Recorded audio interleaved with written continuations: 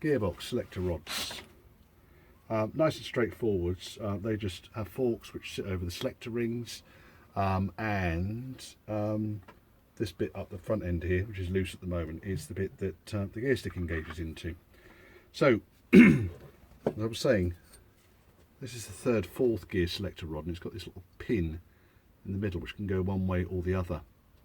And that then, either side of it, inside the gearbox casing, has these elongated ball bearings which basically sit up here on the selector rod. I'm going to work a way of getting these in now without losing them.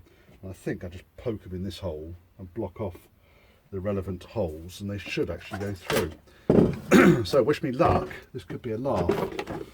You probably need to do it on its side really, and then push the rod in as a reverse gear selector there. So let me just heave him up a bit. Oh, there we go. The hole's about the same size as the plunger, so let me push the plunger in with a suitable screwdriver. I block off the holes, so that fella goes in, because these need to go either side of the centre arm.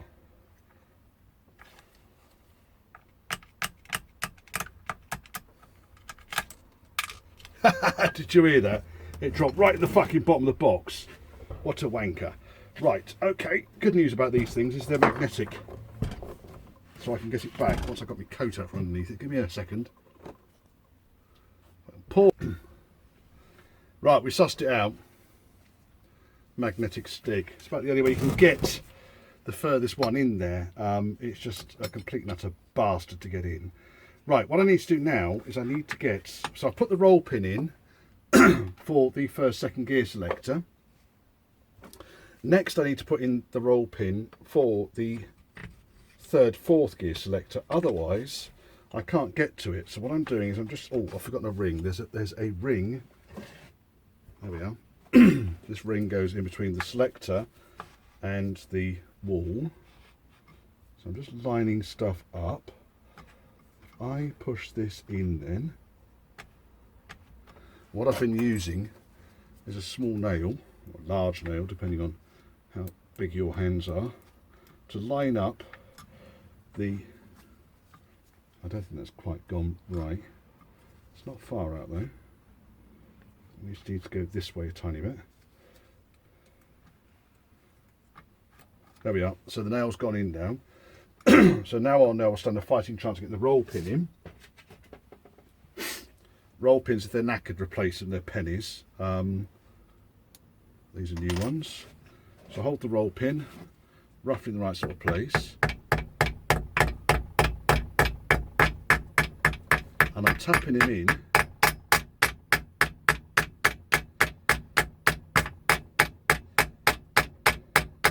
So now I'm getting close to the other shaft. I've got a drift, which I'll use.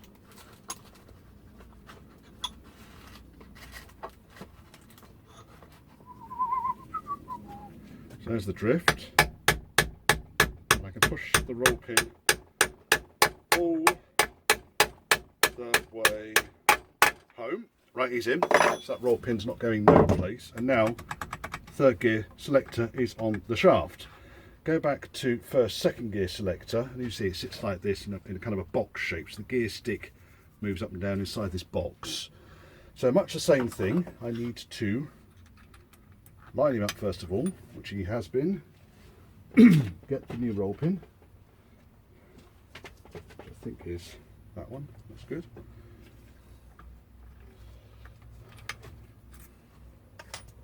What I might need to do is just upright him, get the pin roughly located. Before I do this, by the way, what I've been doing is looking at the parts diagrams. Parts diagrams are amazing. So that's reverse gear. If I look at the first, second gear, first, second shaft, it tells me the bits that I need. So it tells me the fork, it tells me the selector. The really early forks had changeable pads on them. That's reverse, and I've got the third, fourth selector here as well, which again is fairly straightforward. That's where I found how these plungers need to go either side. Right, so let us pop this chap into the selector arm itself. There he goes. And then line him up and get the big old drift on it. Whoops. His span. Probably could do with having a second set of hands here. Come on, you bastard, get in there. I don't think it's got into the hole, that's the problem. I don't really want to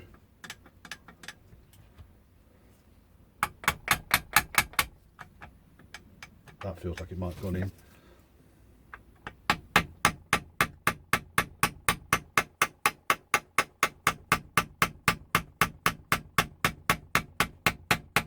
And indeed it has. Roll pin in. So now we've got first and a second is still bloody sticky. Second and back into neutral again. And then we've got third. Turn the shaft a little bit because I want to get, oh sorry, we're not out of second yet. But now out of first I should say. Hey! Right, there we are, back into, this is where these balls and the thing work out. Third and fourth. Okay, so that's the 4 speeds. Those are all in place. I need to put the detent balls and springs in there, but I don't do that until the cover plate's in place. Next, we have got the reverse gear shaft. The reverse gear shaft comes in a number of different places. There's this piece which sits on top of that arm there, which is slipping back and forth. I've also got the shaft, which goes in. Just check it goes in first of all. Oh, we need to put that other shuttle in first of all, but that goes in and goes like that. So yeah, I'm just working out how I'm going to get this roll pin through. We'll be able to do it, it's not an issue. What I do need to do though is get the spring on here, because this is a gate. So basically what you need to do in order to get into reverse, this gate's got to come up in order to select reverse. Means you can't select reverse while you're on the go. There's the spring. So the spring, he goes, looking at the picture, because it is a fucking ball's ache if you've got to do these things all again. So he goes on that way round.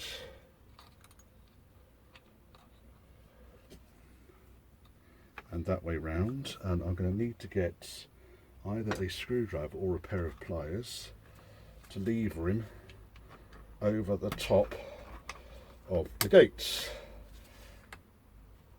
Come on, over you go. Oh, almost lost my fingers. There we go, he's on. See, the idea is now that that spring offers resistance. So we'll push that. Oh, before we get there, we're going to put this shuttle in. Because if we forget the shuttle, then my name's not going to be very good, is it? So, magnet, shuttle, pushing the shuttle in. I've got it finger over one side, and it's gone straight in. And now I just need to get the magnet out.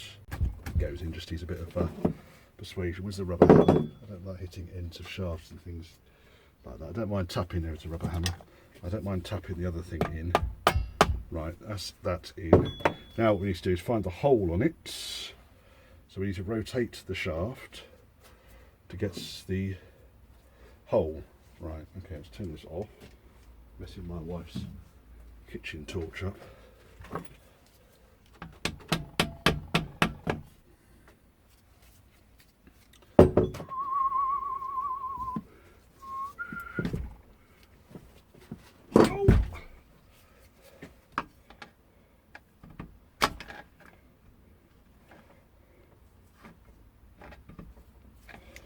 So let's push that in. The problem we've got is that the selector mechanism with the spring is actually quite tight on the shaft. Right, I can see the shaft now. That's good. Now it just needs a lining, which I have done. And then what I'm going to do is knock in a roll pin. Get another roll pin. Might have to hold this roll pin with a pair of pliers. Oh dear.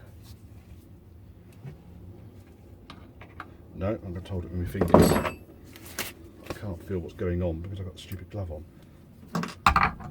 Right.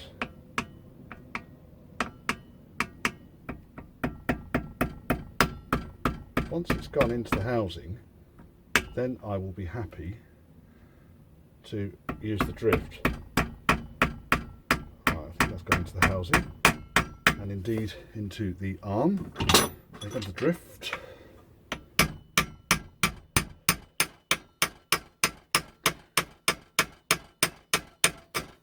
Right, roll it in, align the shaft, so we know the shaft is in the right place now. Okay, that's good. Springs in place, that's good. Shuttle's in place, that's good. Right, the next bit of the reverse gear is hiding someplace. I was looking at it not 2 minutes ago. Fucking take it up. There it is. So this comes on a small movable shaft which you secure onto. Let's go into fourth gear first of all, give ourselves a bit of space. Okay, so reverse gear, what I've done is I've taken out the reverse gear selector. That now gives me enough room to put this into the right sort of location, to slide the shaft again forwards. Well, I say in the right sort of location, not really in the right sort of location.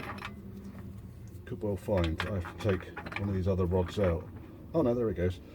Right, so that's going into place now. However, how does it sit? It must sit on the back end of that. Let me undo that a bit more. That's better. And then that fella goes there. That's in, but it's not gone in far enough. So what we basically want is, let's go into third gear now. Sorry, fourth gear. No, fourth gear. It's into fourth gear. Right, we're in fourth gear. That gives me a bit more room with this thing now. I need to find out how this selector here, there we are, that's it, it's moved into place now. Okay, so we're out of fourth gear again. Not in reverse, I don't know why this is so, it's because of these bullets now. All these bullets need to be absolutely, there we are. Right, so all the shafts are in the right place, including reverse gear. Now what I need to do, I wonder if that is supposed to be under there. It has to be. I can't be anywhere else. And then this selector rod, in fact I might call him Dennis, not a selector rod but a selector Dennis, goes in there. You can't see, I can't see, we can't see.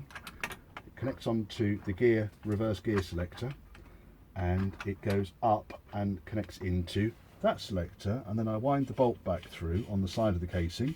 You're looking at the top of my head. Hey, it's all just clicked into place. How about that? And you saw none of that. Tough. Sorry guys. Like I say, don't use this as an instruction manual. Right, okie doke. Now that's in there. Now what I want to do is adjust up this reverse gear selector. So this needs to be adjusted up as per the manual, because at the moment it's loose and there's a bolt on the top here that allows me to select that. I don't think I brought the gear stick with me, which is a rotten shame, because I could have easily first gear and second gear. That's a lot easier. First gear, second gear, neutral, and then we've got, oh, it's not come out, third gear. Yeah, into third gear, and that's quite sticky, that. wonder why that's sticky. Right. Let's tighten up and adjust this reverse gear, then we can check all the selectors work properly. At the moment, if I go into reverse gear, oh, that's not clamped on there properly yet. What I'm going to need to do is clamp that down, which is one of those.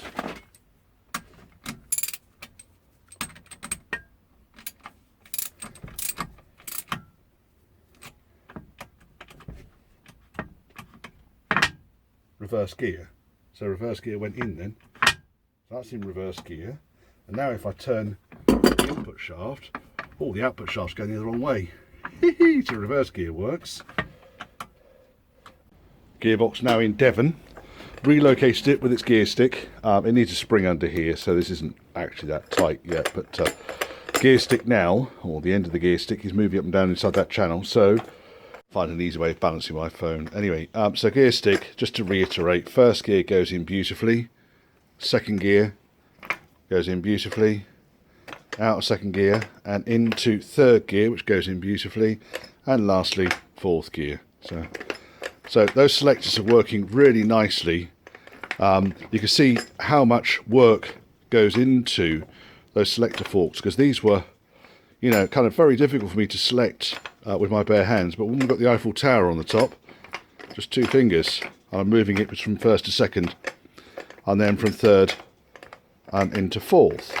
Right, okay, so reverse gear, what you do with reverse gear is it's that way and then towards me. So first and foremost, you need to get past that spring gate, which is, there we are, so it's past the spring gate, and then pull it down. That's now in reverse gear. So that selector's working as well.